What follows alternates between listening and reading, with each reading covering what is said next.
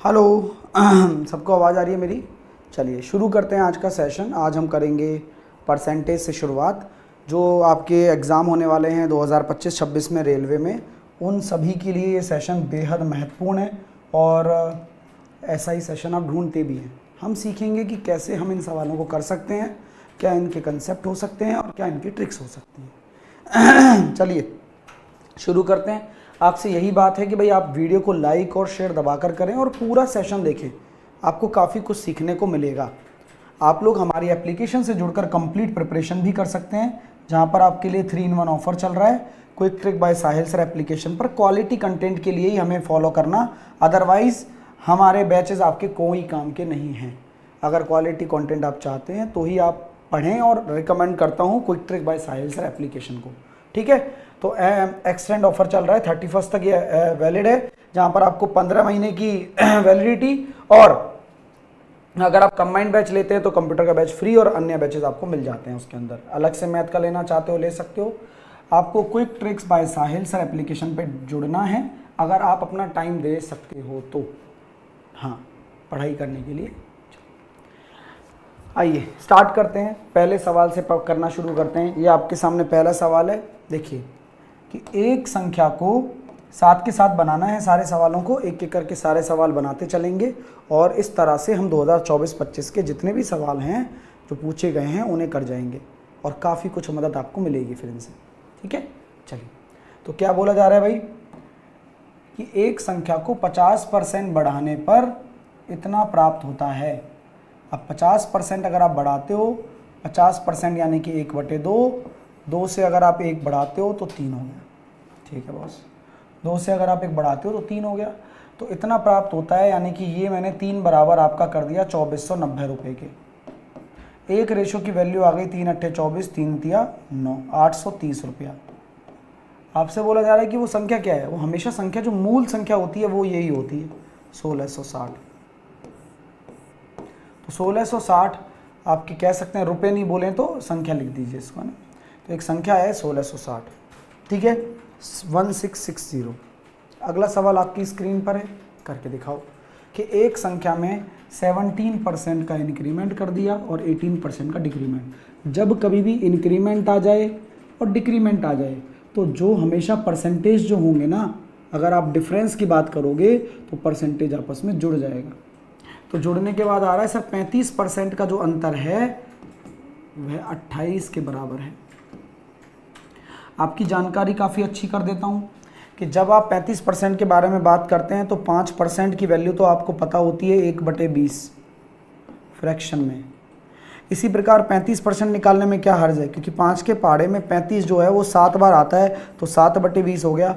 अब यहाँ अगर आप 7/20 लिख रहे हो रेशो फ्रैक्शन में, तो 7 से काट दिया आपने 4 बार, तो 1 अनुपात की वैल्यू जो 80 आ रही है, हाँ जी, ये 1 अनुपात ही परसेंटेज में 100% कहलाता है। तो जो आपकी संख्या होगी वो होगी 80 आपकी संख्या हो जाएगी। अगला सवाल, किसी संख्या के 5% का 2% उस संख्या का कितना है। तो डायरेक्ट सोचिएगा, कोई संख्या अगर मैं 100 मान लेता हूँ, उस 100 का 5% निकाल लेता हूँ और उसका भी 2% निकाल लेता हूँ, तो ये उस संख्या, कौन सी संख्या, 100 का कितना होगा। यही इस क्वेश्चन का मतलब है। एक एक लाइन बाई देखिए आप। तो 2 जीरो से 2 जीरो कट गई, 10 से कट गया 1/10 बार, यानी कि ये नीचे आ गया 1/1000 और गुणा में है 100। तो जवाब आ गया सर जी 0.1%। ऐसे करना है, 0.1%। ठीक है, नेक्स्ट सवाल, 1/20 1/30 का कितना प्रतिशत है। तो 1/20 किसका, 1/30 का। तो जिसका आ जाए, बात को दोबारा से सुनिएगा कि जिसका वो नीचे आता है, बस गुणा 100। अब आप नोटिस करेंगे कि 1/20 यहाँ आ गया और 30/1 हो जाएगा, 30 ऊपर चला जाएगा। तो जवाब कितना आ रहा है दोस्तों, 300/2, 150% हो गया, 150% हो गया। कितना हो गया दोस्तों, 150% आपका जवाब हो जाएगा। अगला सवाल देखिए, यदि किसी संख्या के 60% को 120 में जोड़ा जाए तो परिणाम स्वरूप वही संख्या प्राप्त होती है। यानी कि किसी संख्या का 60% मैंने ले लिया 60, और उसमें 120 में जोड़ा जाए तो परिणाम स्वरूप वही संख्या यानी कि 100% प्राप्त होता है। वही संख्या का मतलब पता है क्या है? वही संख्या का मतलब ही 100% है। परिणाम स्वरूप वही संख्या प्राप्त होती है, उसका मतलब है 100%। यानी कि यहाँ आप कह सकते हो कि 40% की जो वैल्यू है वो 120 के बराबर है, 20% की जो वैल्यू है वो 60 के बराबर है। हमें 60% की वैल्यू चाहिए, तो ऐसे कैलकुलेट करिए, 180 आंसर आ जाएगा आपका। तो जवाब आपको 180 देना है, जवाब आपका 180 होगा। और कैलकुलेशन ऐसी करनी है, जहाँ भी आपको कोई भी चीज़ समझ में ना आए मुझसे पूछ लेना, वरना आपको बहुत ही आसान तरीका समझाने की मैं कोशिश कर रहा हूँ, और यही तरीके अपनाने पड़ेंगे पेपर में। जैसे 60% 120 जोड़ा जाता है तो वही संख्या क्या मतलब, लिखेगा थोड़ी 100% हो जाती है। आपको खुद समझना पड़ेगा कि वही संख्या मतलब अपने आप में 100% होता है। भाई कोई भी संख्या अपने आप में 100% होती है, वही 100% है ये। तो 40% इसके बराबर है, 60% निकालना है, 2 से काटा, 20% 60% 180। अगला सवाल, k का 35% 15 के 3600% से 15 कम है। तो 35%, फिर मैंने वही वाली बात बोली कि k का 35% 3600 के 15% से 15 कम है, यही तो बात है। हाँ यही बात है, 2 जीरो से 2 जीरो। अब कैलकुलेशन देखिए, अगर मैं इसको 18 लिख दूं तो मैं इसको 30 लिख दूं, तो 540 में से 15 गया तो 525, 7 7 49, 7 पंजे 35, के की वैल्यू निकल कर आ गई कितनी? 1500। के की वैल्यू निकल कर आ गई 1500, के की वैल्यू निकल कर आ गई है 1500। किसी को कोई डाउट है तो पूछ लो, कैलकुलेशन देखते चलो। और सर यहाँ कैलकुलेशन समझ में नहीं आई, वहाँ पूछ लेना।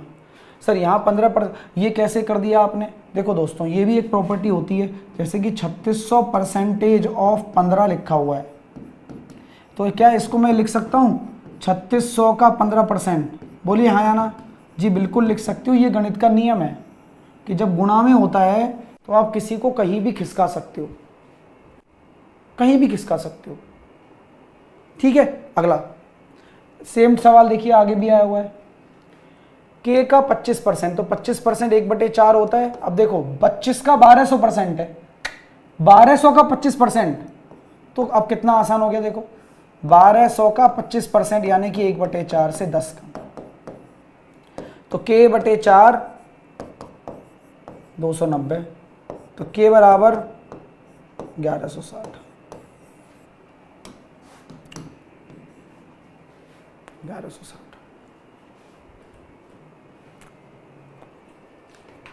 x का 75%, ये भी उसी तरह का सवाल है। 1500 के 15% से 15 कम है, समझ गए क्या? तो 2 जीरो से 2 जीरो चला गया, 15 15 225 में से 15 चले जाएंगे तो कितना आ जाएगा? 3x/4, 225 में से 15 चले गए तो 210, तो x बराबर 3x/4, 210, 3 से कट गया कितनी बार? 70 बार, x की वैल्यू आ गई 280। 7 के साथ बनाते चलो और वो स्पीड मेंटेन करते चलो जो कंसेप्ट और ट्रिक के साथ में चल रही है आपके लिए। एक एक चीज कर रहा हूं भाई, देखो मैंने ये जानबूझकर लिखा है, और क्या 75/100 लिखना बेवकूफ़ी है ना भाई। अब इतना तो समझदार आपको बनना पड़ेगा कि 75% 3/4 होता है। 1500 का 15%, 2 जीरो से 2 जीरो, 225 में से 15 गया 210, 3 से काटा 7 बार, 7 चौके 28 आंसर आया। अगला सवाल आपके सामने, करिए, बढ़िया सवाल है। एक एक लाइन पढ़ते हैं बारीकी से। पिछले साल एक स्कूल में 610 लड़के थे, इस वर्ष 20% की कमी आ गई। मैं ये कहना चाहता हूँ इतने लड़के थे पिछले साल और इस बार 20% की कमी आ गई। 20% की कमी आने का मतलब ये रह गए बच्चे, या यूँ कहूँ 610 का 80%। सॉल्व कर रहा हूँ, 488 रह गए। पिछले साल ये थे, इस साल इतने हैं।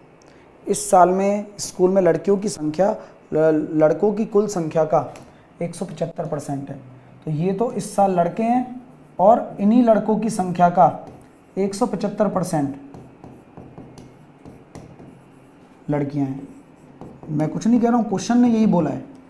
आप क्यों नहीं कर सकते हो ऐसे? मुझे बता दो कि भाई लड़कियों की संख्या लड़कों की संख्या का इतना है। 25 सत्ते 175, 25 चौके 100, 4 से प्यार से काटूंगा, 4 एकम 4, 4 दूनी 8, 4 दूनी 8, 7 दूनी 14, 84 और 1 85, 854। तो लड़कियों की संख्या कितनी है? ये लड़कियों की संख्या कितनी है? 854, 854। ये लड़कियों की संख्या है। ठीक है मेरे भाई, कोई दिक्कत? हाँ, एक तरीका तो ये है, सिंपल कर सकते हो। अगला सवाल, x की आय y की आय से 60% अधिक है। x की आय y की आय से 60% अधिक है, तो 60% का मतलब होता है 3/5। y की कितनी है? 5। कितना ज़्यादा है? 3 ज़्यादा। x की आय y की आय से इतना अधिक है, y की आय z की आय से 40% होता है 2/5। अब क्या बोला जा रहा है सर? x और z का कंपैरिजन। यहाँ 5 से गुणा करिए, यहाँ 7 से गुणा करिए, x हो गया 56, y हो गया 35, z हो गया 25। x की आय z की आय से कितना अधिक है? सर ये जो अधिक है ना, ये है सर 31 ज़्यादा है, 25 के रेस्पेक्ट में ज़्यादा है, गुणा 100, 31 गुणा 4, जिनका भी राइट आंसर 124% आ रहा है वो बिल्कुल ठीक है, 124%। कोई दिक्कत तो नहीं है? अगला करो।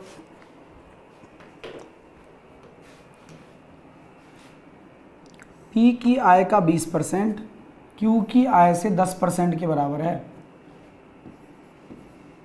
P की आय का 20% Q की आय के 10% के बराबर है। तो P और Q का जो रेशो आ रहा है वो 1/2 आ रहा है। कंटेंट देखिएगा आप, सुपर्ब कंटेंट आपको मैं डिलीवर कर रहा हूँ, मज़ा आ जाएगा। ठीक है, Q की आय का 10% R की आय के 20% के बराबर है। तो Q और R का जो रेशो है वो 2:1 है। अब मैं यहाँ देख पा रहा हूँ कि P का अनुपात 1 आ रहा है, Q का अनुपात 2 आ रहा है और R का अनुपात 1 आ रहा है। R बराबर अगर 13,000 है तो P Q R की कुल आय कितनी है?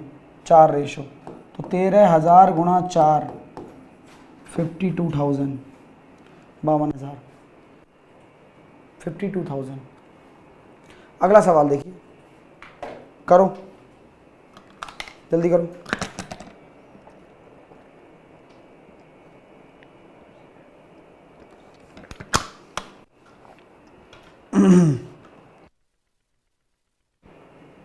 प्रथम वर्ष के दौरान एक स्कूल की कक्षा 10 में विद्यार्थियों की संख्या में 12% की वृद्धि हो गई। दूसरे साल में कमी आ गई। ठीक है सर, CBT 2 के लिए क्लास कब? बेटा CBT 2 के लिए ऑलरेडी क्लास चल रही है, अपना द मेरिट मास्टर्स बैच चल रहा है, आप उसे ज्वाइन करके बढ़िया सिलेक्शन लो, बढ़िया मेहनत चल रही है उसके अंदर। हाँ, अब बताओ इसके आगे क्या है? आपको बैच लेना है, एप्लीकेशन पर जाकर बैच मिल जाएगा। 599 में पूरा चैप्टर वाइज अच्छे सवालों का कलेक्शन कर दिया। Catch the math, catch the reasoning, catch the GK, computer का क्लास कुछ 15 क्लास जिसमें पूरा रिवीजन और साइंस का। ठीक है, और उसके अलावा मॉक टेस्ट 20, ये सब उसके साथ में है।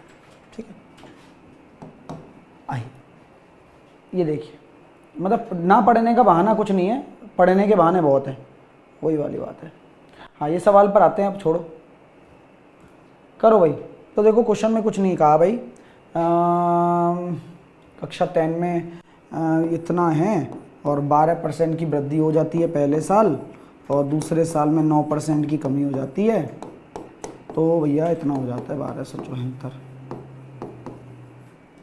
ठीक है, ये हो जाता है। ठीक है, चलिए तो मैंने क्या देखा, अब काटा पीटी करनी पड़ेगी। 13 से काटा मैंने 7 बार, 13 नम्मा 117, 13 अट्ठे 104, 14 सत्ते 98,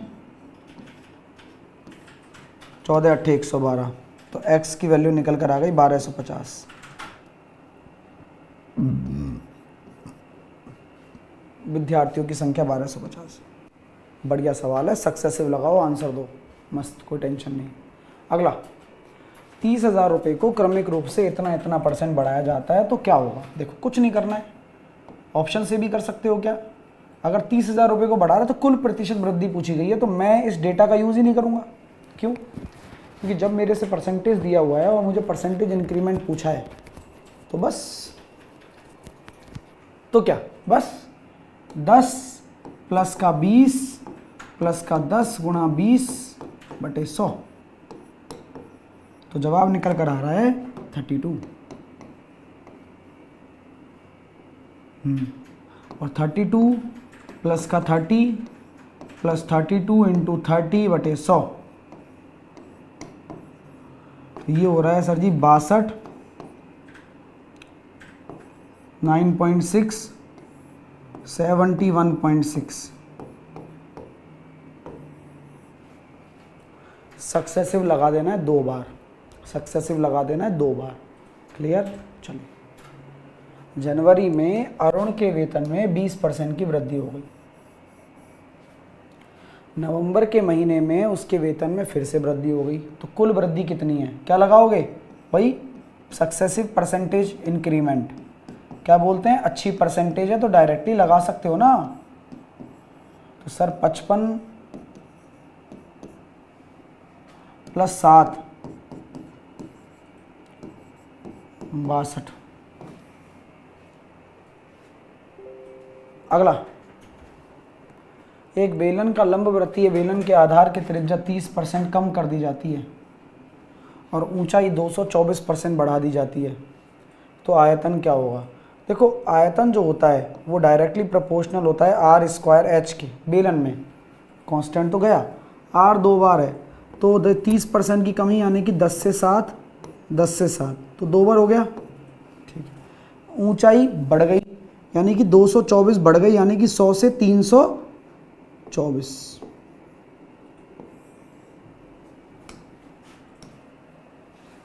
तो ये कितना हुआ भाई, 324 गुणा 7, 7 चौके 28, 7 दूनी 14 और 2 16, 7 3 21 और 1 22, 7 8 56, 7 6 42 और 5 47, 7 दूनी 14 और 4 18, 7 दूनी 14 और 1 15, 15876, 5876 बटे 10,000, क्योंकि इसी के रेस्पेक्ट में ही तो हुआ है वृद्धि, तो बस यही निकालना है और निकटतम मान देना है। तो मेरे हिसाब से 59% आंसर होगा, ना कि 58। तो क्वेश्चन में देखो 58 भी दे रखा है, 59 भी दे रखा है कि बच्चा फंस जाए कैसे भी करके। तो एग्जामिनर चाहता देखो वही है कि आप लोग बस गलत कर दो, और अपन लोग गलत होने देंगे नहीं, है ना, समझे क्या। हाँ चलिए अगला सवाल देखेंगे दोस्त। ठीक है, चलिए, किसी देश में 55% जनसंख्या महिलाएं हैं। अब 55% जनसंख्या महिला है, फीमेल, तो मेल कितने, 45%। 5 से काट दिया मैंने 9 बार और 5 से काट दिया मैंने 11 बार। 80% पुरुष साक्षर हैं, कुल साक्षरता इतनी है, तो देखो 80% पुरुष साक्षर हैं, कुल साक्षरता इतनी है, तो महिलाएं बताओ। देखिए ये आ रहा है 22, तो 11 अगर 22 के बराबर है तो 9 आपका 18 के बराबर होगा। ये अगर इससे ज़्यादा है तो ये इससे कम होगा, यानी कि 40% साक्षरता हो जाएगी बस। क्यों, 58 में से 18 घटेगा, तो जो महिलाओं की साक्षरता है वो 40% ही है, 40% ही है। ठीक है, क्लियर। महिलाओं की जो साक्षरता है 40%। आर्यन यादव कह रहा है सर लेवल अप कीजिए। आर्यन, मैं जैसे क्वेश्चन करा रहा हूँ, जिस तरह से पढ़ा रहा हूँ, उस तरीके से पढ़ो भाई। या तो आप मेरे से सहमत हो सकते हो या मेरे से आप सहमत नहीं हो सकते हो। मेरे से सहमत होने के कई सारे कारण हैं, नहीं होने का कोई कारण नहीं है, वो तुम्हारे मन का वहम है। दूसरी चीज़, या तो तुम मेरे से पढ़ सकते हो या मेरे से नहीं पढ़ सकते हो, दो ही चीज़ें। तो आप अगर नहीं समझ में आ रहा है या नहीं आपको लग रहा है तो आप जा सकते हो। मेरे हिसाब से जो मेरा यह कंटेंट है सुपर्ब है मेरे अकॉर्डिंग। क्यों? अब हिसाब तो मेरा ही चलता है, मैं ही पेपर में क्वेश्चन फंसाता हूँ, मैं ही कंटेंट बना रहा हूँ, मैं ही कंटेंट लेकर आ रहा हूँ, मैं ही कंटेंट डिलीवर कर रहा हूँ। तेरे जेब से 1 रुपया भी नहीं ले रहा हूँ, फ्री में क्लास दे रहा हूँ अभी तो यहाँ पर यूट्यूब पर। तो फिर तेरे क्या हो रही है भाई? हैं? तू बाप बन के बैठा है क्या हमारा? तो बताएगा। तू ऐसा कर, वहां उसमें कमेंट कर अंधभक्ति में। मतलब यार, मतलब पढ़ाई करने के अलावा सारी पंचायत है तेरे को। अगला सवाल करिए, देखिए करो।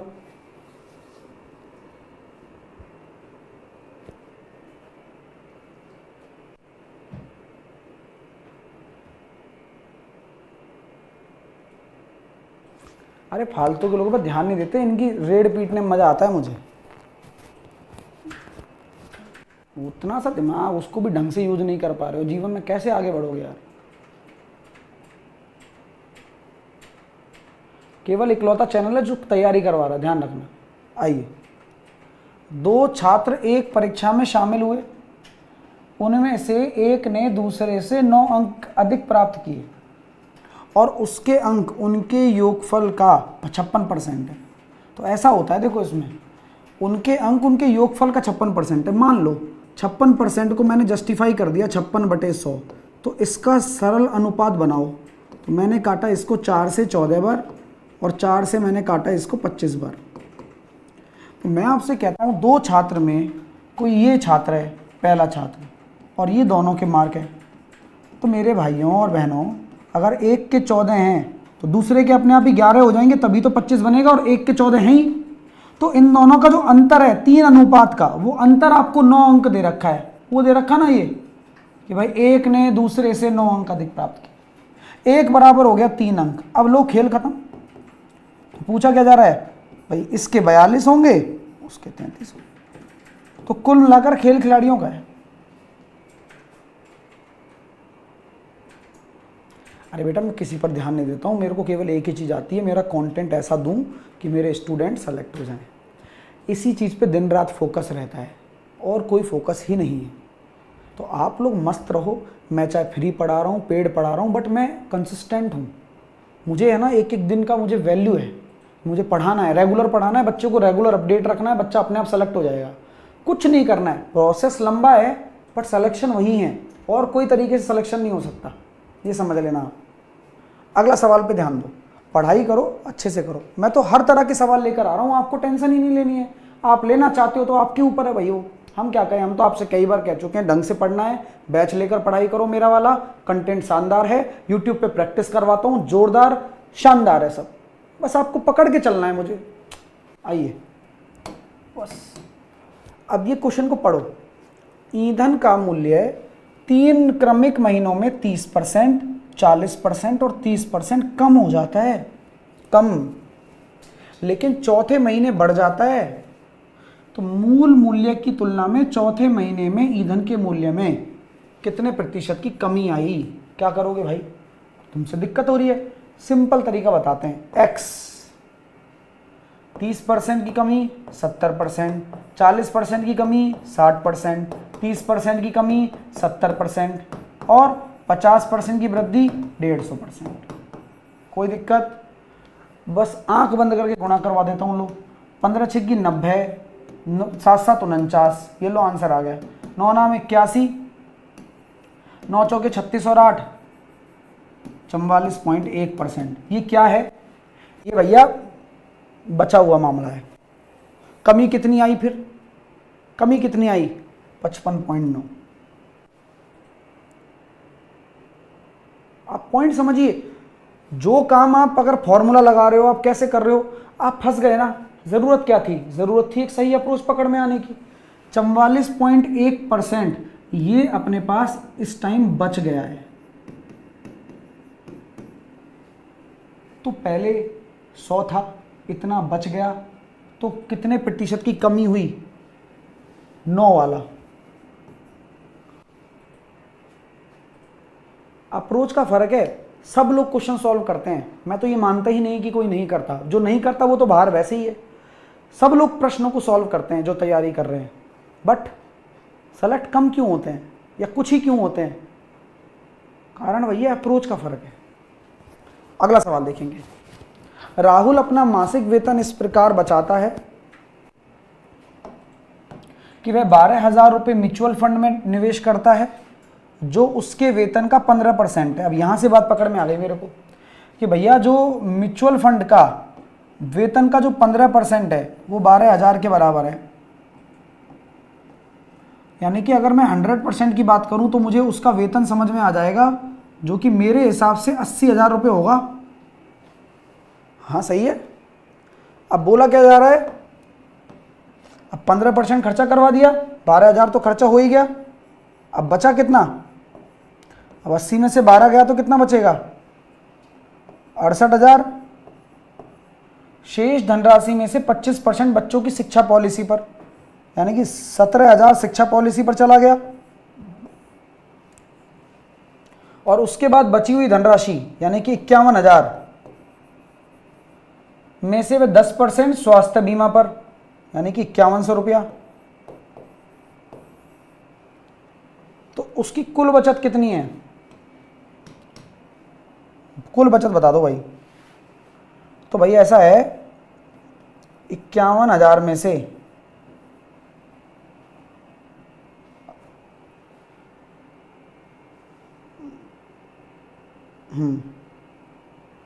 51,000 में से 5100 और चले गए।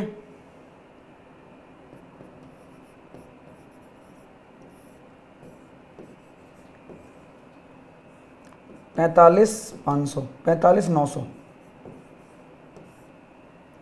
46 और 5 51। और कोई खर्चा पानी? और कोई खर्चा पानी तो नहीं हुआ? और कोई खर्चा पानी दिख रहा है? इसमें ये खर्चा हो गया, ये खर्चा हो गया, 5100 रुपये ये हो गए। ठीक है, अब यहाँ तक हो गया। अब ये तो बचे, ये तो पैसे बच गए। और टोटल इनकम कितनी थी? 80,000। तो खर्चा कितना हो गया? उसकी कुल मासिक बचत ज्ञात कीजिए। अच्छा, ये तो अपना खर्चा हो गया ना, तो बचत हो जाएगी 34,100।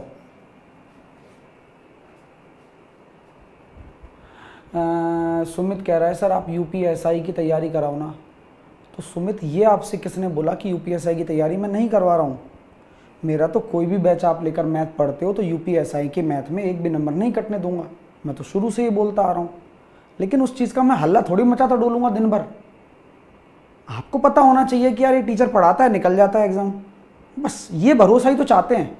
बस ये अगर आपको है तो आप ये पढ़ रहे हो तो ये भी यूपीएसआई में काम आएगा। अगर आप मेरा बैच पढ़ रहे हो तो भी यूपीएसआई में काम आएगा। XYZ कोई भी एग्ज़ाम हो, बस पढ़ो बस। अच्छा, ये क्लियर हुआ क्या? डाउट तो नहीं है ना? डाउट नहीं होना चाहिए। क्यों? 80,000 रुपये था, 12,000 म्यूचुअल फंड में, 68,000 बचे। ये खर्चे निकाले हैं मैंने। तो उसके बाद में जो मेरे पास यहाँ पर बचेगा वो यही। कोई गड़बड़ है क्या? ठीक है, एक बार और चेक करना चाहूँगा मैं इसको।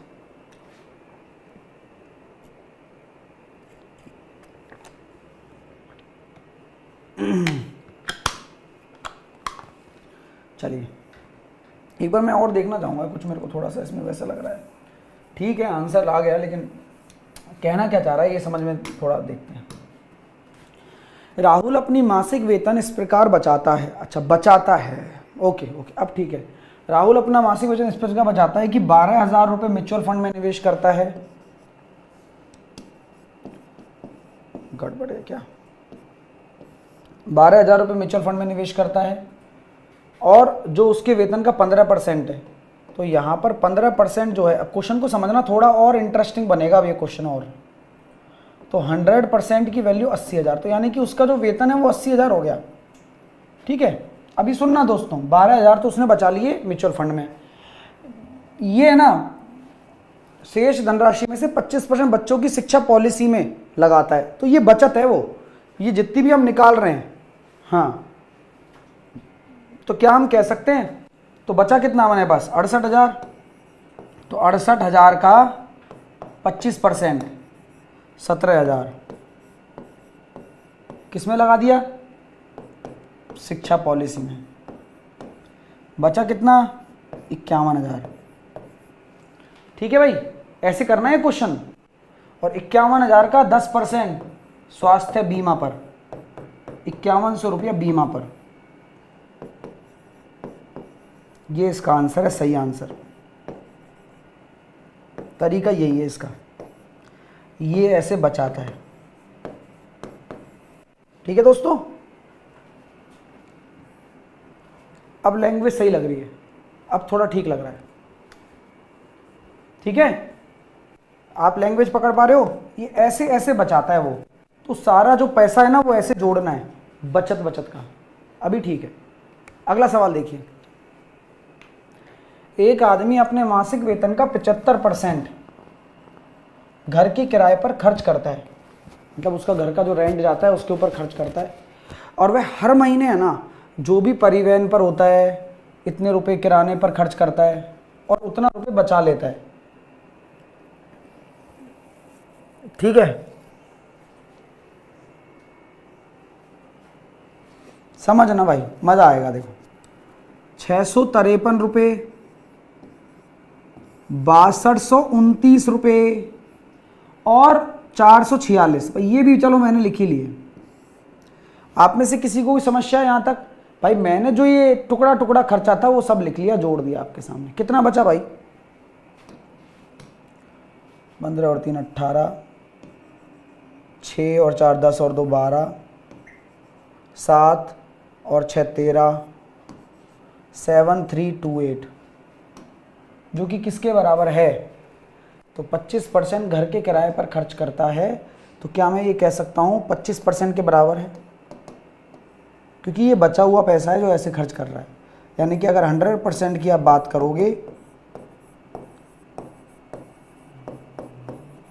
4 अट्ठे 32, 4 दूनी 8 और 3 11, 4 तिया 12 और 1 13, 28 और 1 29, 29,312। ये क्वेश्चन में दम है। अगला सवाल एक बार करके दिखाओ, देख लो, ये बढ़िया सवाल हैं परसेंटेज के और ये लेटेस्ट सवाल हैं सारे।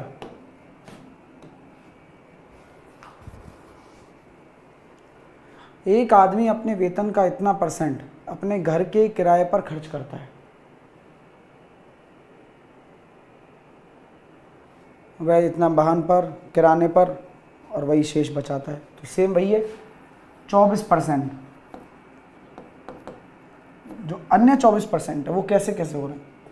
813 1, 2508 1 और 687 1।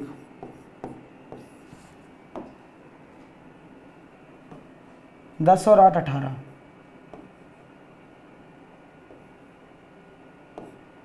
9 और 5 14, 9 और 11 20, 4008, यानी कि 24% बराबर हो गया भैया 4008। 8 या 24, 8 पंजे 40, 3 एकम 3, 3 छिंग 18, 3 सत्ते 21, 16,700।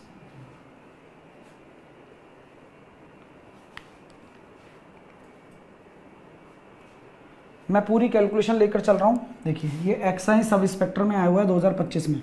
ठीक है, आइए। पहले साल के दौरान एक गांव में जनसंख्या में 5% की वृद्धि हुई, दूसरे वर्ष में इनमें 5% की गिरावट आई, दूसरे साल के अंत में जनसंख्या ये है। तो पहले ऐसे थी 5% की वृद्धि, 5% की गिरावट,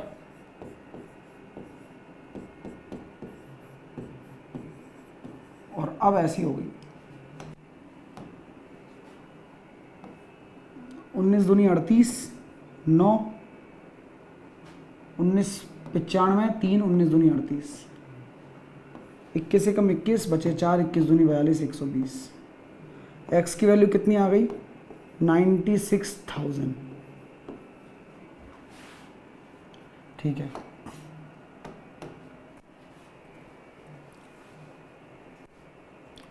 अरे 48,000 आएगी ना।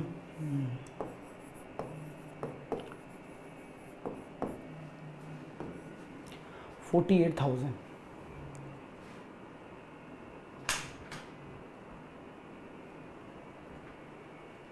एक गांव के 10% निवासियों की मृत्यु हैजा से होने से हो गई। मतलब हैजा से के होने पर दहशत फैल गई। बताओ, इस दौरान शेष 25% निवासियों ने गांव भी छोड़ दिया और जनसंख्या घटकर अब इतनी रह गई। माना जनसंख्या x थी, 10% की मृत्यु हो गई 90 और 25% ने वैसे ही छोड़ दिया, यानी कि 75%। यही लोग हैं जो बचे हैं, तो घटकर जनसंख्या कितनी हो जाएगी? 4050। 9 चौके 36, 9 पड़म 45, 5 से काटा मैंने 3/4 भी लिख सकते हो। 5 से काटा मैंने कितनी बार? 15 बार। 5 से काटा मैंने इनको 90 बार, 6। तो x की वैल्यू निकल कर आ रही है 6000। शुरुआत में 6000 था।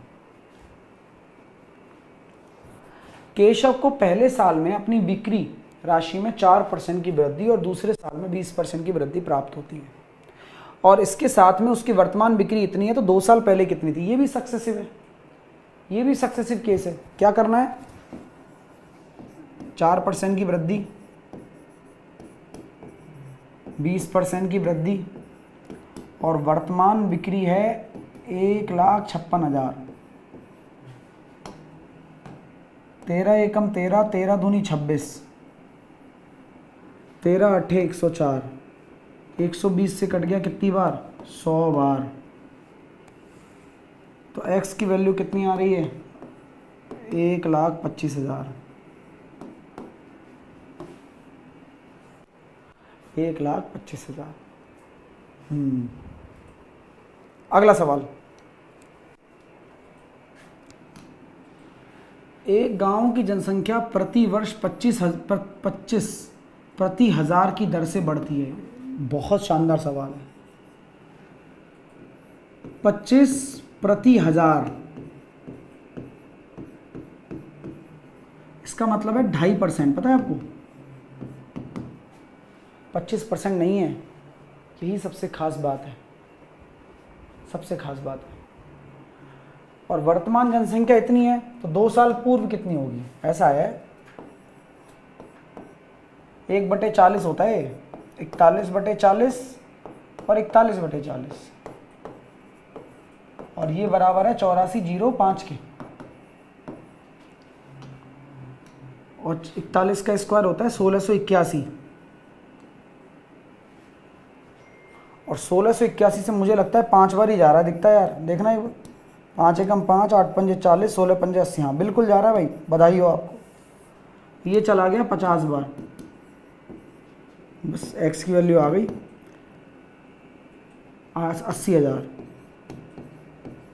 दोस्तों कोई भी क्वेश्चन टफ नहीं होता, बशर्ते कि तबीयत से करो इसको। आप मेहनत करो, रेगुलर प्रैक्टिस करो, सब आसान है, और ऐसे ही पेपर निकल जाते हैं। फिर बस लगे रहो।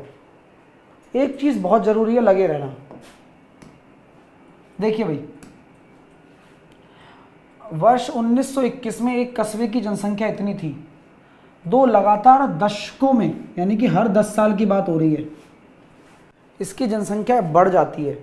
1941 में कितनी होगी? यानी कि 20 साल हो गए, 10-10 साल का है, तो 3,47,900 और 50% की वृद्धि, यानी कि 3/2 और 3/2। बस हो गया मेरा काम। तो लो, अब मेरे लिए क्या बचा? कुछ नहीं है, 9 का गुणा कर दो। मैंने किया, 9 9 81, 9 7 63 और 8 71, 9 चौके 36 और 7 43, 9 तिया 27 और 4 31,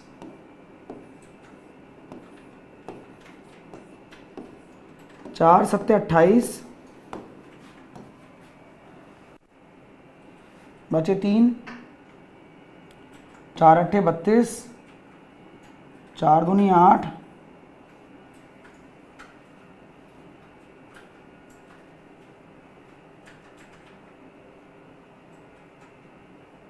बचे 3, 4 सत्ते 28,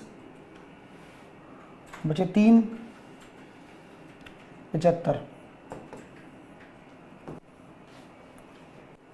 78, 27, 75।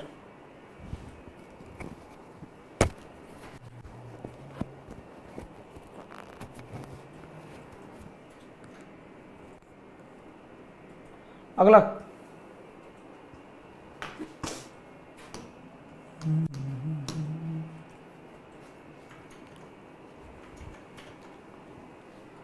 किसी स्थान की जनसंख्या 2016 से 18 तक 6% वार्षिक दर से बढ़कर 50,000 हो गई और अगले 3 साल तक वृद्धि इसी तरह जारी रही। ए 2016 की जनसंख्या है, बी 2020 की जनसंख्या है। अरे वाह, गजब सवाल है भाई। पहले इसका लॉजिक समझने की कोशिश करना, बहुत अच्छा सवाल है। अब यूं तो नहीं होगा, यूं ही हो जाए। किसी स्थान की जनसंख्या 2016 से 18 तक 6% की दर से बढ़कर 50,000 हो गई। 2016, 17, 18,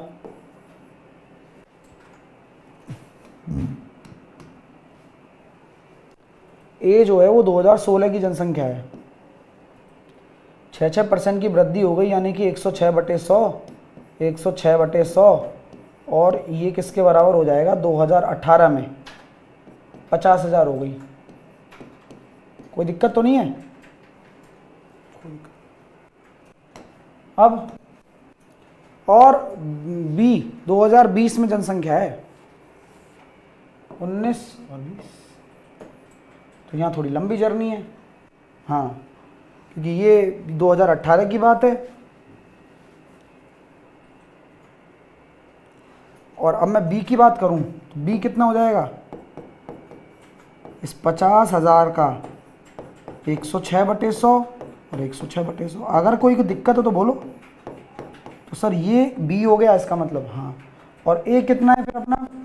ए है दोस्तों 50,000 का 100/106 और 100/106। ये ए है और ये बी है, ठीक है। अब इस 50,000 कॉमन ले लिया मैंने,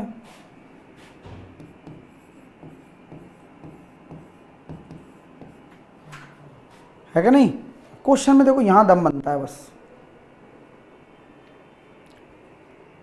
ये हो गया सर कितना? 112,36 40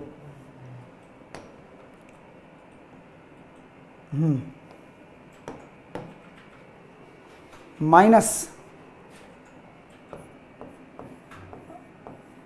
10,000/112,36। ये बात है भाई। अब इसको सॉल्व कर लो आप। ये क्वेश्चन में बात है, इसलिए क्वेश्चन टफ है। हाँ, बाकी और कुछ भी नहीं है इसमें। छोटी मोटी जो कैलकुलेशन है वो तो आपके सामने रख दी हमने। ये लो भैया, ये जवाब है इसका। लेकिन अब जो जुगाड़ हो सकता है वो देख लो आप, बस की क्या है तुम्हारे। अगर हो जाए तो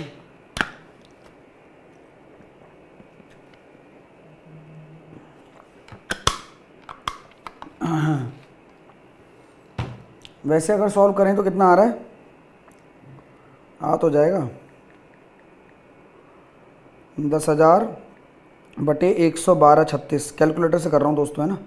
0.88 या 0.89, तो 50,000 1.1236, ऑप्शन काफ़ी दूर दूर हैं, तो आप क्या कर सकते हो 1.12 और 0.89, देखना कितना आ रहा है। तो ये हो जाएगा सर 11 और 12, 50,000 इंटू 23, 115, 11,000 के आसपास आंसर। ये होगा अप्रोक्सीमेशन से। हाँ, जिनका 16,000 आ रहा है वो गलत है बेटा, समझ लेना। आंसर इसका यही आएगा, और मैंने सबसे अच्छे मेथड से किया है, ये बुरा मेथड नहीं है, ट्रस्ट मी। हाँ, 11,000 के आसपास आंसर है इसका,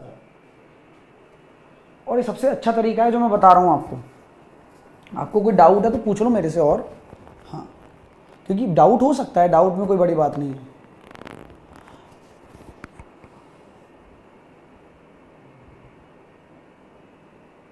ये सबसे अच्छा तरीका है, और मैं अभी खुला कॉन्फिडेंस से बोल पा रहा हूँ कि मैं ऐसे लगाऊंगा। क्यों? क्योंकि ऑप्शन काफ़ी दूर दूर हैं, ये मैंने बाद में देखा है हालांकि। ठीक है, अपन को मस्त कोई मतलब, ठीक है, क्लियर नहीं हुआ? एक बच्चा कह रहा है, विक्की कह रहा है सर शॉर्टकट। विक्की देखो, शॉर्टकट बनाना पड़ता है। अब तुम्हारे अंदर वो शॉर्टकट की समझदारी अगर आ जाए ना, तो मुझे इतना समझाना ही ना पड़े। मैं कोशिश करता हूँ चलो तुम्हें समझाने की, शॉर्टकट होता क्या है वो भी समझाने की कोशिश करता हूँ। ठीक है, क्वेश्चन तो ठीक है, ये तो समझ में आ ही गया होगा आपको। अच्छा, ये समझ में आ रहा है कि यहाँ 2016, 2017, 2018, 2019 और 2020 इन सालों की बात हो रही है ना, ईयर्स की। ठीक है, 16 से लेकर 20 तक। नॉर्मल क्वेश्चन है, देखिए, देखो इनको बॉक्स में डाल देता हूँ। ये आपके सन है, ईयर है, इनके बीच में ईयर कितने हो रहे हैं? 1 साल, 2 साल, 3 साल, 4 साल।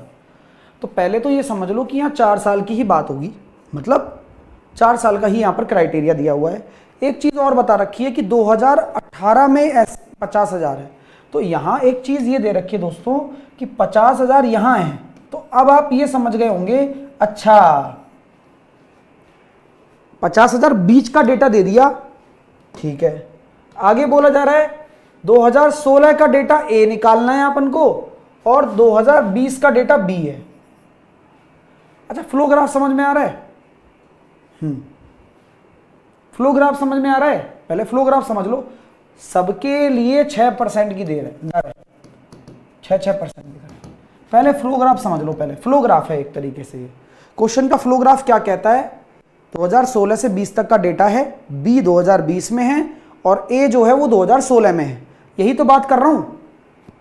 तो अब आपको ये समझ में आ गया होगा यहां तक फ्लो ग्राफ। अब जब फ्लो ग्राफ समझ में आ गया, 50,000 यहां दे रखा है, तो यही 50,000 से ये निकालो, और यही 50,000 से ये निकालो। रेट आपको दी हुई है, ये क्वेश्चन है बस, ये क्वेश्चन है बस। यानी कि अगर 50,000 यहां है और 6% की वृद्धि हो रही है, तो आप चाहो तो कैलकुलेट कर सकते हो। मैंने भी किया, लेकिन मैं थोड़ा तसल्ली बैठ के रखा कि भाई 50,000, इसको मैंने लिख दिया 112/36 बटे, क्योंकि ये तो डायरेक्ट सक्सेसिव लग गया इसमें।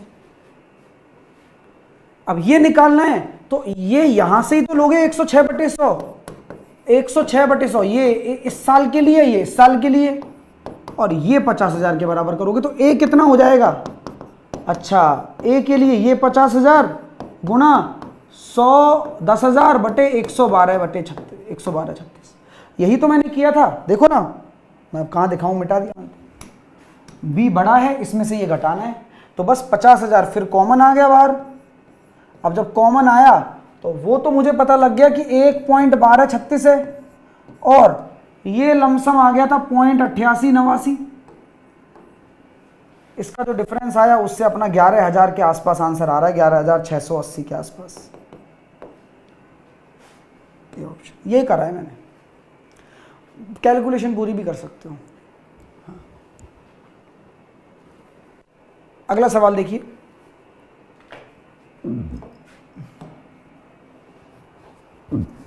कस्बे की वर्तमान जनसंख्या इतनी है, हर साल 25% की दर से बढ़ रही है, 3 साल पूर्व और 2 साल पूर्व। बहुत बहुत बहुत शानदार सवाल है, बहुत शानदार सवाल है। 3 साल पूर्व और 2 साल पूर्व।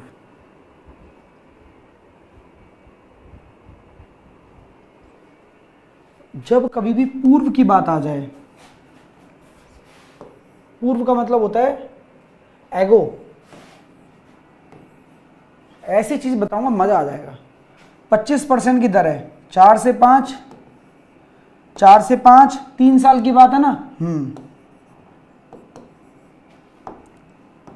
2 साल और 3 साल में पूछा है, डंडा एलओसी एलओसी, 4 चौके 16, पचम 25, 4 चौके 16 चौके 64, 125। अभी रुक जाइए, शांति रखिए। अब देखते हैं, जादू दिखाता हूं, जादू। सर 3 साल पूर्व और 2 साल पूर्व का अंतर पूछा है, इनका अंतर पूछा है ना, तो इसको सेम कर दो, इसको सेम कर दो, कर दिया सेम। बस 80 और 64 का जो अंतर है वो पूछा है, यानी कि 16 रेशो की वैल्यू पूछी है। ये आपका आंसर होगा 16 रेशो। अब वर्तमान जनसंख्या इतनी है तो ये 125 के बराबर होगी, तो यहां से वो 1 रेशो की वैल्यू निकालने के काम आएगा, तो जो कि कितनी है 1,40,000। 1 रेशो की वैल्यू हो जाएगी 14 × 80, 14 अट्ठे 112। ये 1 रेशो की वैल्यू आ गई है। तो 16 रेशो की वैल्यू 112 × 16, 0, 16 दूनी 32, 16 एकम 16 और 3 19, 17 920। आगे से कभी गलत कर दिया ना तो फिर देख लेना, कभी ज़िंदगी में गलत नहीं करना है अब आपको, क्योंकि ये बहुत प्यारा कॉन्सेप्ट है। क्या बोला मैंने? पूर्व की बात होती है, एगो होता है, तो आपको जो प्रेजेंट है वो बराबर करना पड़ता है और इसमें डिफरेंस निकालना पड़ता है। भाई इसको तो बराबर कर ही नहीं सकते ना, जब पूर्व की बात हो जाएगी तो फिर डिफरेंस क्या खाक निकालोगे? अगर डिफरेंस निकालना है आपको पहले वालों का, तो आपको फाइनल वाला बराबर करना पड़ेगा, तभी तो डिफरेंस पैदा होगा।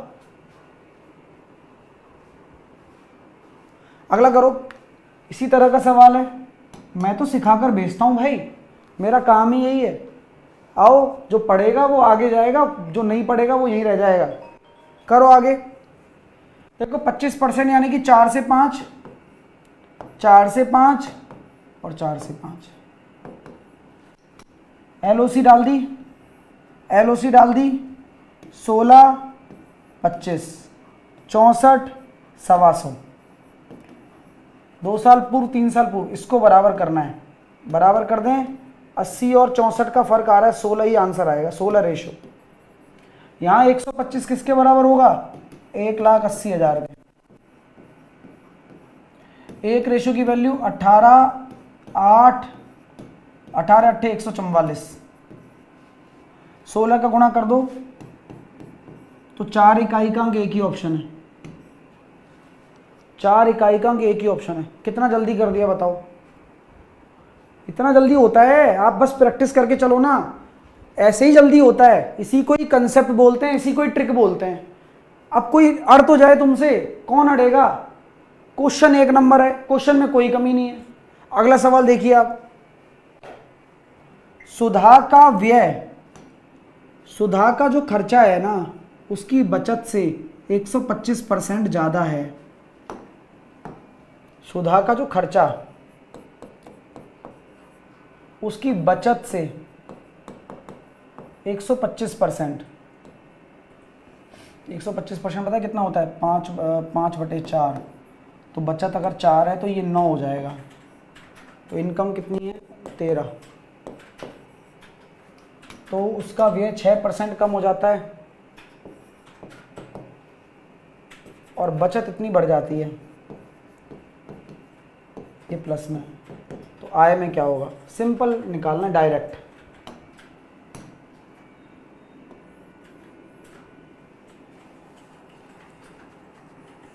चार पंजे 20, 36 और 2 38, 12 और 3 15, 158 आ गया। माइनस का 54, 13x। तो 13x बराबर 104, x बराबर 8। 8%। डायरेक्ट मेथड से कर दिया ये, जैसे जैसे था गुणा कर दिया, बराबर कर दिया उसके। अगला सवाल देखिए, करिए।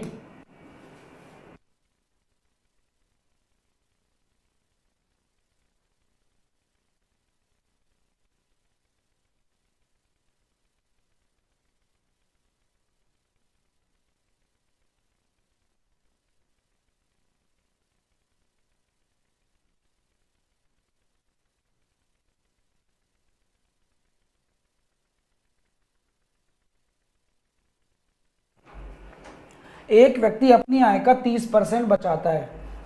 यदि उसकी मासिक आय में 20% की वृद्धि हो जाती है, बचत में 20% अधिक बचाता है, तो व्यय में, देखो क्वेश्चन हमेशा याद रखना कि ये तो चलो एक रेशो बनाने के काम आता है, पहला स्टेप। दूसरा, इसमें भी 20% की वृद्धि हो रही है आय में, बचत में भी 20% की हो रही है, तो आपके खर्चे में भी 20% की वृद्धि होगी। जब डेटा दोनों तरफ सेम होता है तो तीसरी तरफ भी सेम ही रहता है, चेंज ही नहीं होगा। हाँ, अगर यहाँ पर बोला जाता कि यहाँ पर 15% की वृद्धि हो रही है, यहाँ पर भी 15% की वृद्धि हो रही है, तो भाई यहाँ पर भी 15% ही आता। फिर कॉमन सेंस है। स्वर्णा का व्यय उसकी बचत से 125% अधिक है, वही तरह का सवाल है। एक्सपेंडिचर उसकी बचत से 125% अधिक है, यानी कि 9:4, तो इनकम हो जाएगा 13। 9 कैसे आया, ये इस तरह का कॉन्सेप्ट है ना, वही तो है ये। अब सेम ही क्वेश्चन है क्या? बताओ यार, नहीं अलग है। व्यय में 6% की कमी और इसमें वृद्धि, तो क्या होगा देखो, 13x माइनस का 54, 26 दूनी 52, 53, 106 हो गया ये। 13x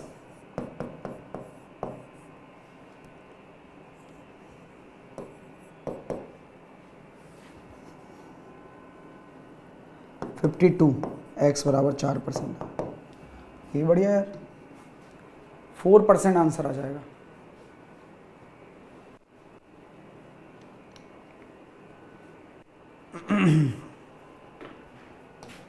देखो, एक वॉशिंग मशीन की लागत टीवी की लागत से इतना कम है।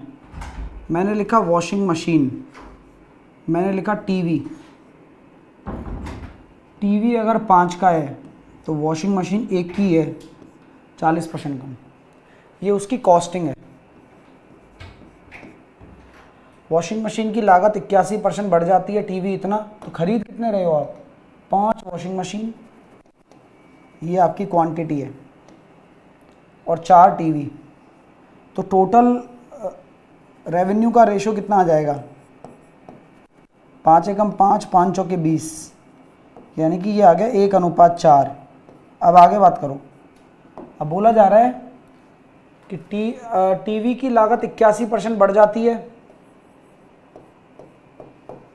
और सॉरी वॉशिंग मशीन की लागत, और टीवी की लागत 12% कम हो जाती है। तो कुल मिलाकर परिवर्तन क्या होगा? तो डायरेक्ट परिवर्तन निकालना है ना, तो डायरेक्ट निकल जाएगा 81 माइनस का 48, और केक कटेगी 4 और 1 5, सब में बटेगी भाई। 80 में से 47 गए तो 33 आया, और 33/5 हो जाता है 6.6%। क्या होगा भाई? इंक्रीमेंट ही होगा, प्लस में आ रहा है इसलिए इंक्रीमेंट। बहुत अच्छा तरीका बता रहा हूँ, ये सबसे अच्छा तरीका है ये। कम से कम 4 से 5 एग्जाम में रिपीट हो चुका है सेम सवाल इसी कॉन्सेप्ट पर। अगला करके दिखाओ। देखो जूनियर इंजीनियर में भी आया हुआ है, अंतर बता दो सवाल में। लो, अंतर नहीं है बट डेटा चेंज है, मैं तो सामने रख रहा हूं। एक वॉशिंग मशीन की कीमत एक टीवी की कीमत से 25% कम है, वही वाली बात है। वॉशिंग मशीन, टीवी, ये 4 और ये 1। वॉशिंग मशीन है, ये देखिए पहले संख्या देखो, 8 वॉशिंग मशीन और 9 टीवी, तो कुल मिलाकर अनुपात आ रहा है 2:9। कट जाएगा ना 4 से। इसमें 82% की वृद्धि है और इसमें 16% की कमी है।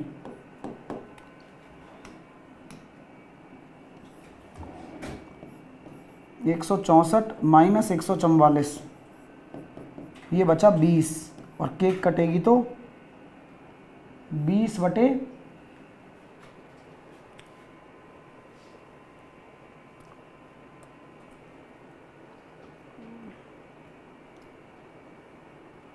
वॉशिंग मशीन में तो 82% की वृद्धि हो गई, टीवी में 16% की कमी हो गई। 8 दूनी 16, 164 माइनस 144 और होने वाला परिवर्तन आपको निकालना है।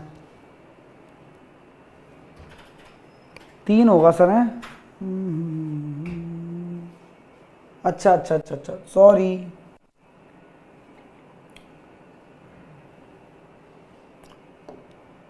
My mistake.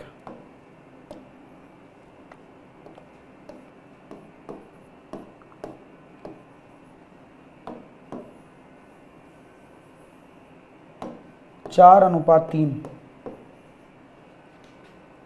82%, 16%।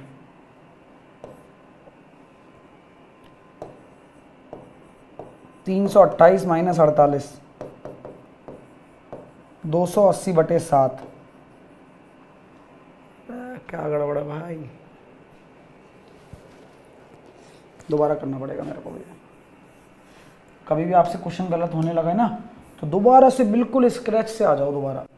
टीवी की कीमत से वॉशिंग मशीन की कीमत 25% कम है, तो टीवी की कीमत अगर 4 है तो 25% कम है, यानी कि 3।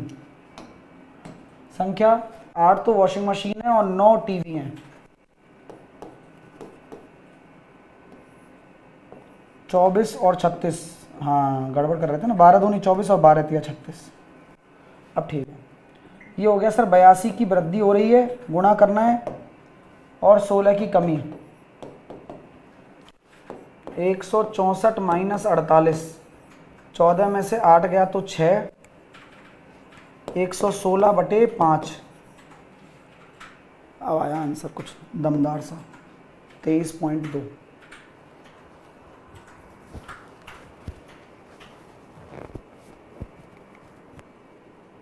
अगला करिए।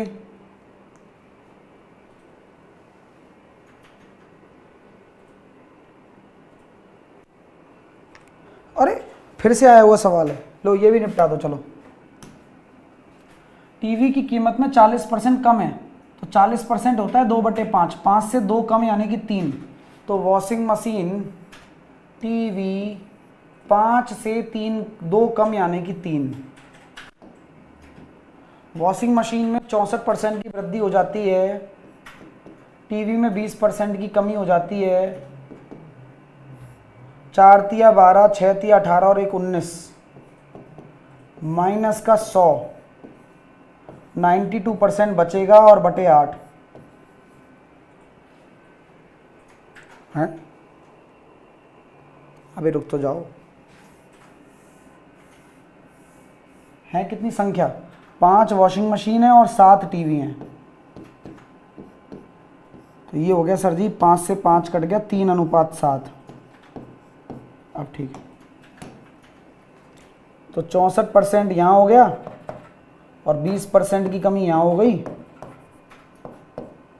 4 तिया 3 चौके 12, 18 और 1 19, माइनस का 140, बचेगा कितना? 52/10। 10 कहाँ से आया ये? 3 और 7 10, तो 5.2%। अगर अब भी कर रहे हो तो बात बढ़िया है भाई। नागेश राजा, बहुत बढ़िया नागेश, आगे बढ़ते रहो।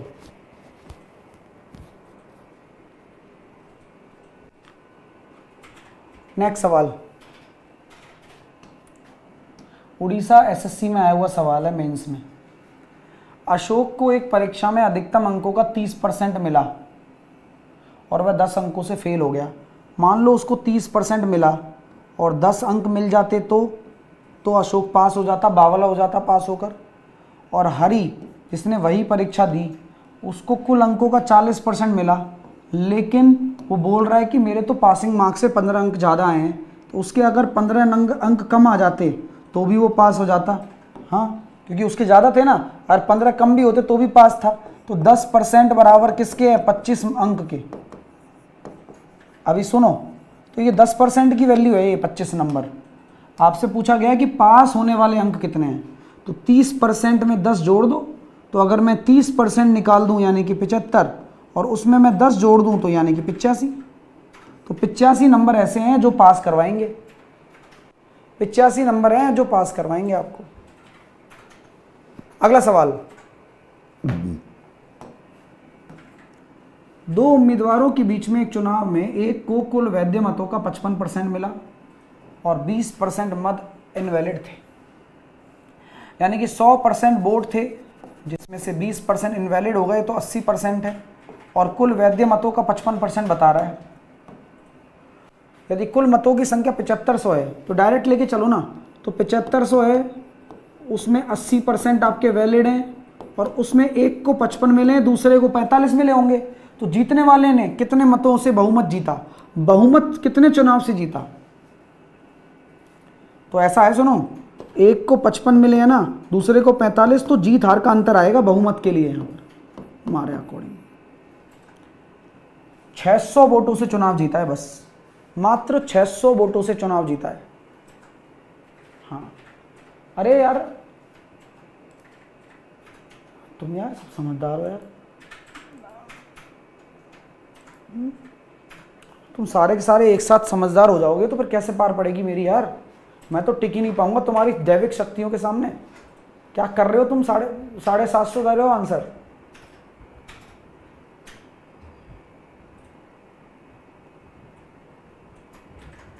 हैं?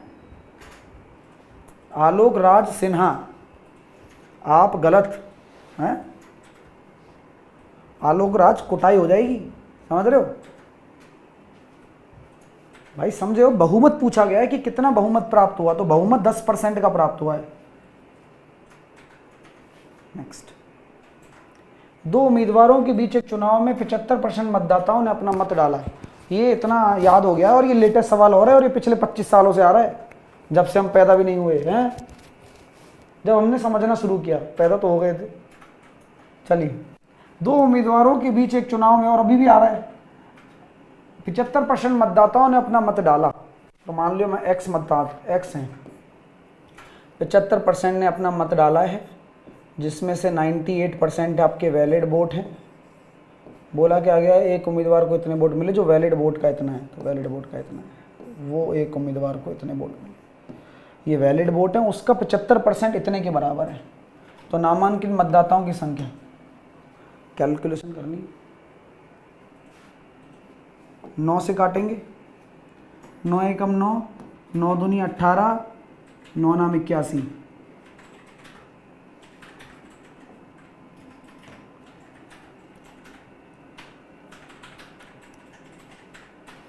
9 एकम 9, 0 आएगा बीच में, 1029। अब बताओ, अब 7 से काटो 14 बार, 7 एकम 7, बचे 3, 7 चौके 28, 7 7 49, 7 दूनी 14, 7 दूनी 14, 7 एकम 7, 2 दूनी 4, 21 अट्ठे 168। और ऐसे सवालों का तो आंसर भी याद करने की ज़रूरत नहीं है। इतनी बार रिपीट हुआ है दोस्तों, बता नहीं सकता हूँ। सर मैं आपकी क्लास रामलीला मैदान से कर रहा हूँ।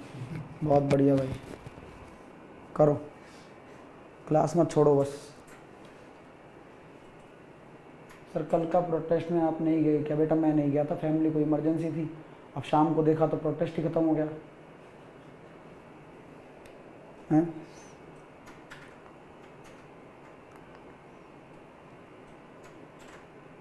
चलिए अगला सवाल देखिए।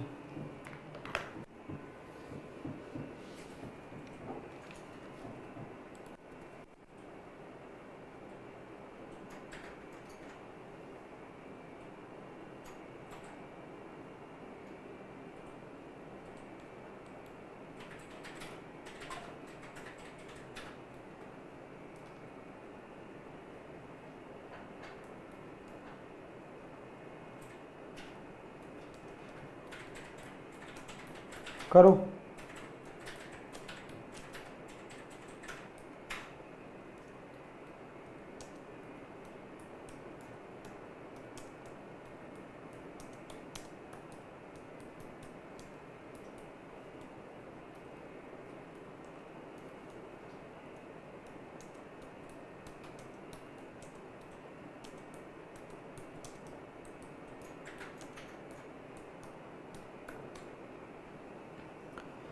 दो उम्मीदवारों P और Q के बीच हुए एक चुनाव में P को कुल वैलिड वोट में से 78% वोट मिले।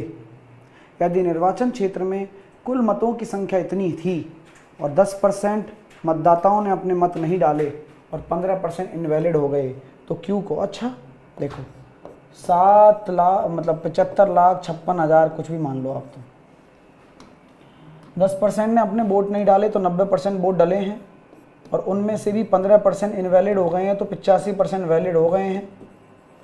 ठीक है, Q को प्राप्त वैलिड वोट, अगर P को 78% मिलते हैं तो Q को कितने मिलेंगे ये बता दो बस। 2 80 22%। तो जो ऑप्शन 11 का मल्टीपल होगा वो मेरा आंसर होगा। 2 9 7 और 3 9, सही है। 2 3 6 7 और 4 11 और 2, ये नहीं होगा। 8 और 3 11 और 8 19, 4 और 4 8, ये हो सकता है, ये भी हो सकता है। 8 9 9, ये भी हो सकता है। तो 3 11 के मल्टीपल तो 3 3 4 4 आ रहे हैं। फिर उसके बाद 7 का मल्टीपल, 17 का मल्टीपल, 2008 का मल्टीपल, मैं कमी नहीं है मल्टीपलों की, है ना, बात समझ रहे हो। हाँ, लेकिन ये सोच के चलो कि डिजिट कितना आएगा। क्या ये डिजिट संभव है? ये संभव ही नहीं है भाई, ये बेवकूफ़ बनाया जा रहा है तुम लोगों को। क्यों? क्योंकि जब आप ले ही पूरे बोट रहे हो लगभग, भाई अंतर तो ले नहीं रहे हो, तो 5 डिजिट का थोड़ी होगा। 1 2 3 4 5 6 7 डिजिट का तो ये खुद है। कमाल की बात है। सी ऑप्शन ही आंसर है।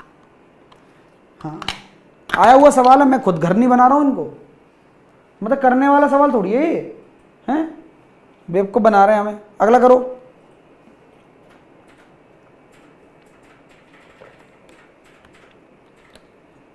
सात डिजिट का तो आपको अंतर वंतर पूछता तो दिक्कत नहीं होती। हाँ, अंतर वंतर पूछता तो ठीक है, ये सब मिलके बेवकूफ़ बना रहे हैं हमें। चलो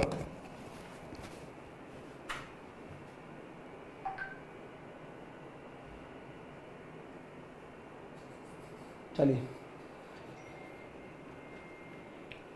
37 का 750 कैसे होगा भाई? नहीं होगा भाई। हाँ, टोटल वोट है ना वो, तो टोटल वोट, फिर उसके बाद आपको लेने पड़ेंगे उसमें से कुल वैलिड वोट, क्योंकि 20% मत इनवैलिड भी तो थे मेरे भाई, 80% लेने पड़ेंगे, फिर उसका देखना पड़ेगा आपको। अगला सवाल देखिए।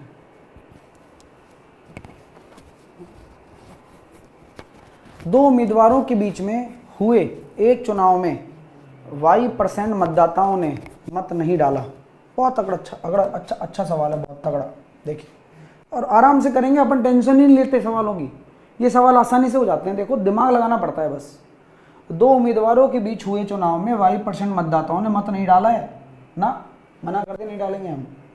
डाले गए मतों में से 10% मत इनवैलिड हो गए। क्या कर दिया भाई? इनवैलिड हो गए।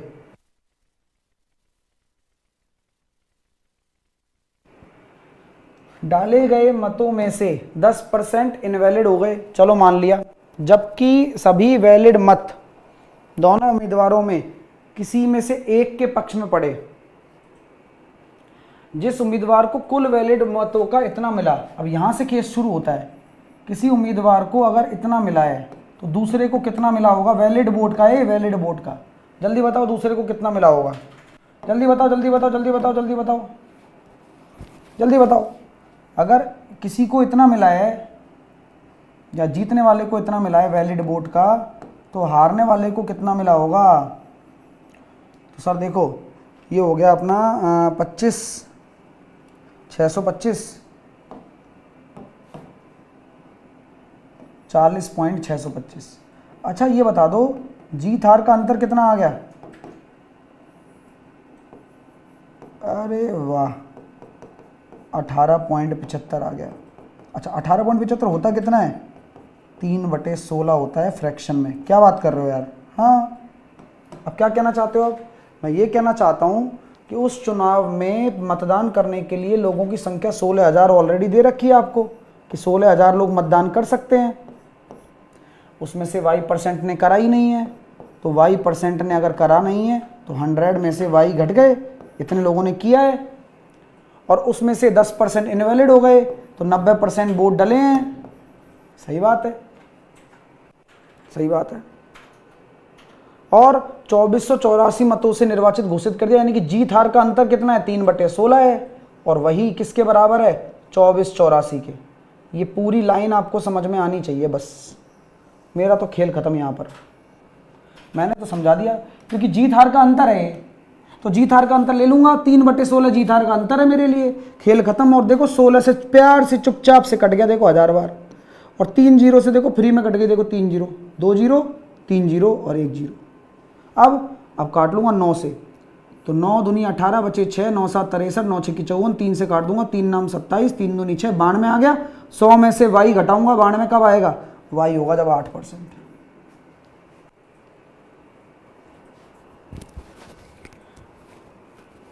मज़ा आया कि नहीं आया? क्वेश्चन में दम लगा कि नहीं लगा? अच्छा लगा कि नहीं लगा? इसके बाद में इस वीडियो को आप सेव करके रख लो और आप पेपर देने चले जाना, इसका रिवीजन कर जाना और बाहर निकाल के दिखा देना। और क्या बोले बताओ तुम्हें। चलो जय हिंद। मैं उम्मीद करता हूँ मज़ा आया होगा। हाँ, this is top class practice. Like share session को करिए। मैं आपको फिर बोलता हूँ, अच्छा पढ़ने का विकल्प अपने पास है, क्योंकि हमारा पूरा टाइम कंटेंट बनाने में जाता है और फालतू चीज़ों का टाइम ही नहीं मिलता है। तो क्विक ट्रिक बाय साहिल सर एप्लीकेशन पर जुड़कर आप हमारे लाइव बैचेज और रिकॉर्डेड बैच में अपना पढ़ाई करो, सिलेक्शन लो, सिलेक्शन होगा भी और पढ़ाई भी होगी। बाकी और काम हमसे आते नहीं है, वो काम करने लगेंगे तो हम क्लासेस नहीं दे पाएंगे इतनी, ये समझ लेना आप। क्यों देंगे फिर हमको भी लगेगा वही काम बढ़िया है, लेकिन वो काम बढ़िया नहीं है। वो देखते हैं ना कि भाई एक समय के बाद उसका सबका मुखौटा सामने आ जाता है, सबका। हम इतने दिनों से चिल्लाते आ रहे हैं, लेकिन हमारे पास क्वालिटी बच्चा है, अच्छा बच्चा पढ़ने वाला है। आरएमबी बैच में जुड़ सकते हो, रेलवे मास्टरी बैचेज है, और 3-in-1 ऑफर चल रहा है। एक्सटेंड वैलिडिटी मिल रही है 15 महीने की, और अलग अलग लेना चाहते हो अलग अलग। 31 तारीख तक ये ऑफर वैलिड है, 31 तक। अब फायदा आपको उठाना है, मेरा काम तो आपको बताना है। आप पढ़ना शुरू करो, अब से कर लो, आगे से करोगे कब से करोगे वो आपकी मर्जी है, लेकिन मैं तो चाहता हूँ पढ़ना शुरू कर दो। CBT 2 का ले सकते हो, तैयारी आपको अच्छी करनी है। VOD बैच ले सकते हो, सारे डिस्काउंट में चल रहे हैं। एप्लीकेशन अपनी पता है ना आपको, क्विक ट्रिक्स बाय साहिल सर एप्लीकेशन है, जाइए पढ़िए और अच्छे से तैयारी करिए। कोई अगर क्वेरी है तो इस नंबर पर कॉल या व्हाट्सअप कर सकते हैं। लाइक शेयर, चैनल को सब्सक्राइब करना ना भूलें आप। जय हिंद, जय भारत, वंदे मातरम। सेशन कैसा लगा कमेंट करके बताएं, और अगला सेशन किस टॉपिक पर चाहते हो वो बताएं। मैं मिलूंगा आपसे नेक्स्ट सेशन में। जय हिंद।